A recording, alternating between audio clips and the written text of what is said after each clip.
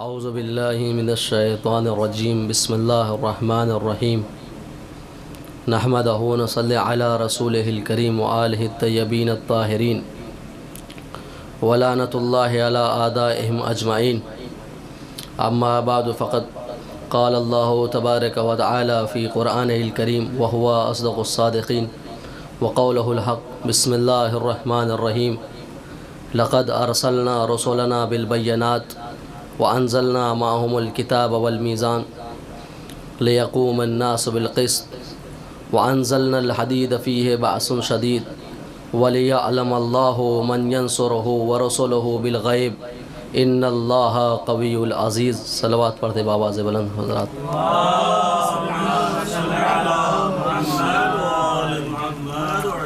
حضرات سامعین کرام، طلاب ذوی الاحترام، علماء و افاضل،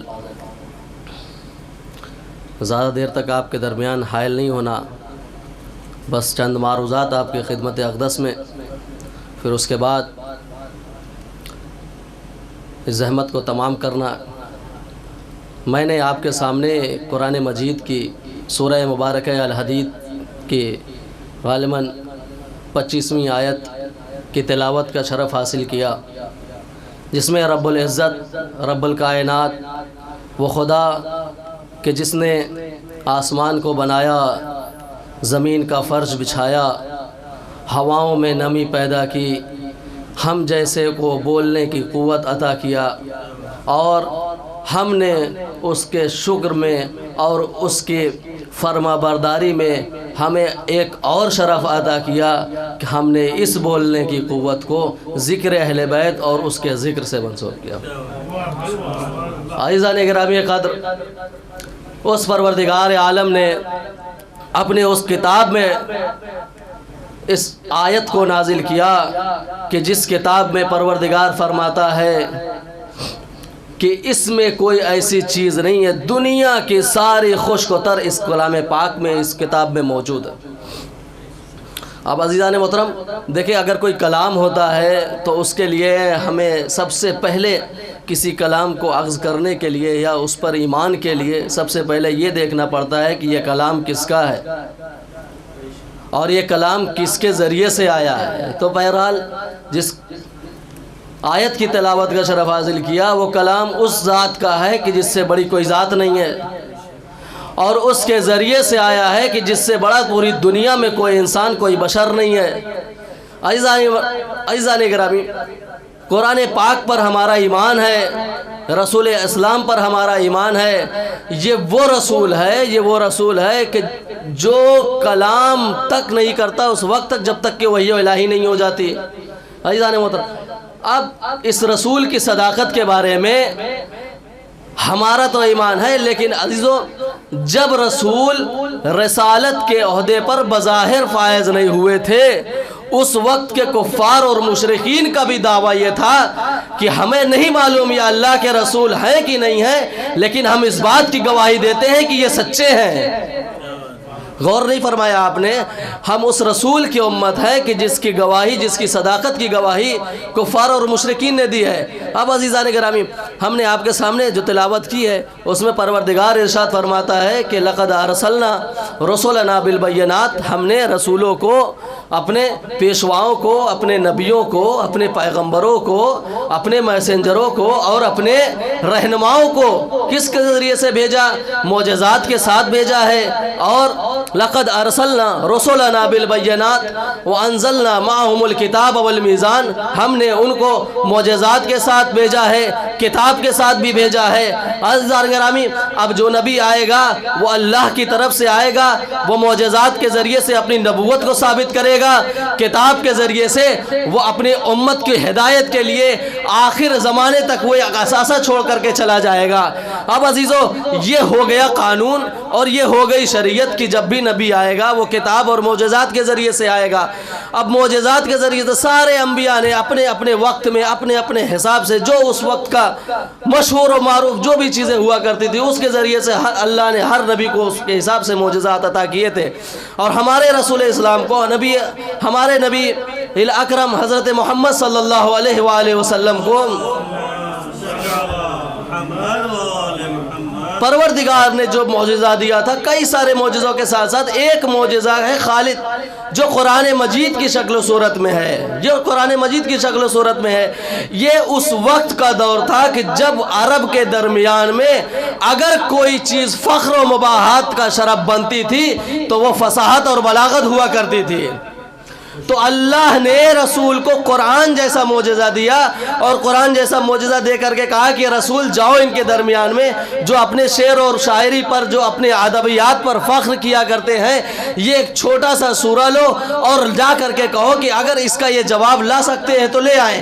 اب پروردگار عالم کے حکم سے رسول نے اس سورہ کو کعبے کے اوپر لٹکا دیا، کعبے کے اوپر ایک تختی پر لٹکا دیا۔ وہاں کا دور تھا، وہاں کا چال اور چلن یہ تھا، وہاں کا شیوا یہ ہوا کرتا تھا کہ جس کا سب سے عمدہ شعر ہوا کرتا تھا ادبیات کے عنوان سے، فصاحت اور بلاغت کے عنوان سے، وہ وہاں پر ہوتا تھا۔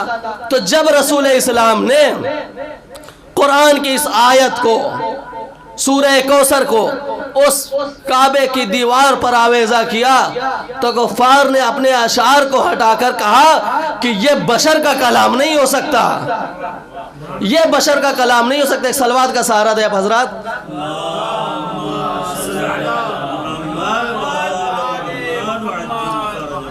تو عزیزان گرامی، یہ ہے فضیلت رسول کہ جس کا کلام اتنا اثر انداز ہو، اس کا دین کتنا با اثر ہوگا۔ عزیزان گرامی، بہرحال میں بتاتا چلوں کہ رسول اسلام نے کے اوپر جو آیت نازل ہوئی کہ ہم نے اپنے رسولوں کو معجزات کے ساتھ اور کتاب کے ساتھ بھیجا ہے، اور آخر میں اس آیت میں ایک مرتبہ پروردگار عالم ارشاد فرماتا ہے کہ وَأَنزَلْنَا الْحَدِيدَ فِيهِ بَأْسٌ شَدِيدٌ وَمَنَافِعُ لِلنَّاسِ وَلِيَعْلَمَ اللَّهُ مَنْ يَنْصُرُهُ وَرُسُلُهُ بِالْغَيْبِ إِنَّ اللَّهَ قَوِيٌّ عَزِيزٌ۔ اب عزیزان گرامی بس تھوڑی سی وضاحت کرتا چلوں، پھر اس کے بعد آپ کی زحمت کو تمام کر دوں گا۔ پروردگار عالم نے ارشاد فرمایا کہ ہم نے لوہے کو نازل کیا۔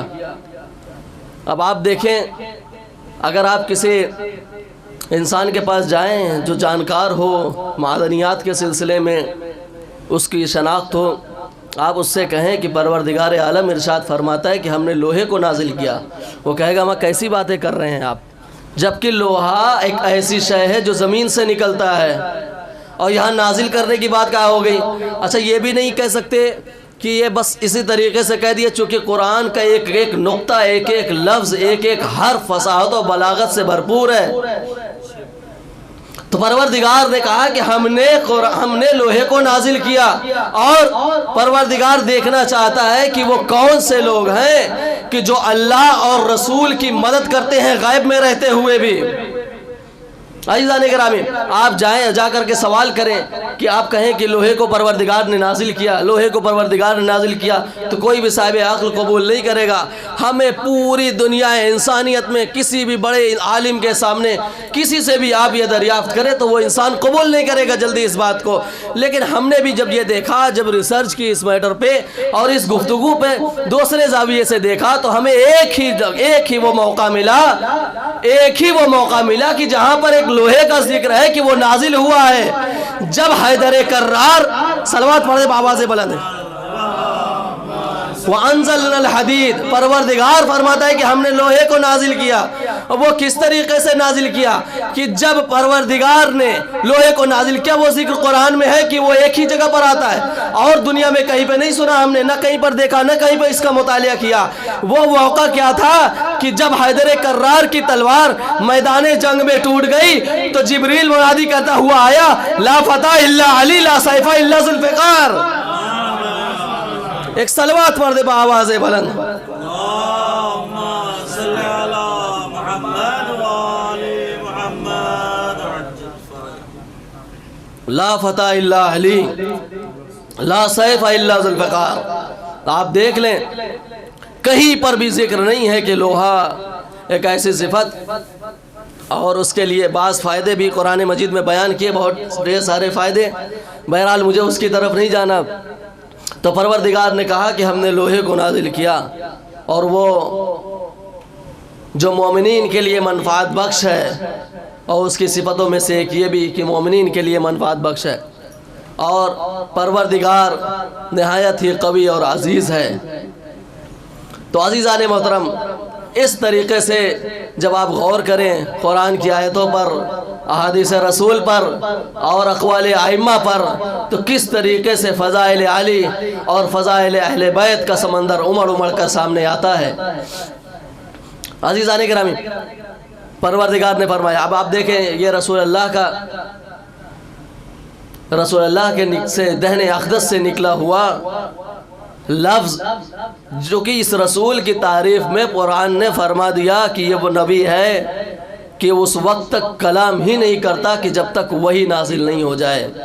اگر رسول یہ کہیں کہ علی کی محبت ایمان ہے، اگر رسول یہ کہیں کہ فاطمہ میرا ٹکڑا ہے، اور اگر رسول یہ کہیں کہ حسن اور حسین جوانان جنت کے سردار ہیں، اگر رسول یہ کہیں کہ حسین کشتی نجات ہے، تو آپ صرف اسے کلام رسول نہ سمجھیے، آپ یہ سمجھے کہ کلام پروردگار کا ہے، زبان رسول اللہ کی ہے۔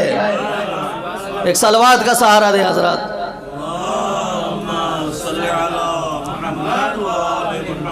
یہ رسالت ایک بہت بڑا عہدہ پروردگار کی طرف سے جو حضرت محمد صلی اللہ علیہ وآلہ وسلم کو ملا، اور آپ یہ بھی دیکھیں اس زاویے سے کہ رسول اللہ نے اپنی ساری عمر کس چیز میں صرف کی کہ وہ دین اسلام کے فلاح کے لیے، دین و اسلام کی ترقی کے لیے رسول اسلام نے کیا کیا؟ نماز کا حکم دیا، لوگوں نے نماز پڑھا، اذان کا حکم دیا، لوگوں نے اذان دیا، صدقے کا حکم دیا، لوگوں نے اس کو عمل کیا۔ رسول اسلام نے کہا کہ یہ چیز غلط ہے، لوگوں نے مانا۔ جو احکام خدا، حج، زکوٰۃ، روزہ، خمس، جہاد، جتنے بھی احکام خدا تھے، پروردگار نے آہستہ آہستہ میرے مزمل یہ حکم ہے، میرے مدثر یہ حکم ہے، طٰہٰ یہ حکم ہے، یاسین یہ حکم ہے، میرے حبیب یہ حکم ہے، اے میرے رسول یہ حکم ہے، اس حکم کو پہنچا دو، یہ اعلان کر دو، یہ چیز پہنچا دو مسلمانوں کے درمیان۔ لیکن ہم نے جب قرآن کی تلاوت کرنا شروع کیا تو ایک ہی موقع وہ ایسا آیا کہ جہاں پر رسول اللہ کو حکم ہوا کہ رسول میرے حبیب، اگر تم نے نماز پہنچائی یہ ہمارا حکم تھا، تم نے روزہ پہنچایا یہ ہمارا حکم تھا، تم نے حج کا حکم دیا، تم نے نماز پڑھوائی، تم نے اذان کا حکم دیا، تم نے لوگوں سے جہاد کروایا، تم نے اسلام کو مضبوط کیا، یہ ہمارا حکم تھا، یہ ہم نے تمہیں حکم دیا تھا۔ لیکن اے حبیب، اب جو میں حکم دینے جا رہا ہوں نا، اس پر تمہاری نبوت داؤ پر لگی ہوئی ہے، اگر اس کو انجام نہ دیا تو گویا کار رسالت کو ہی انجام نہ دیا۔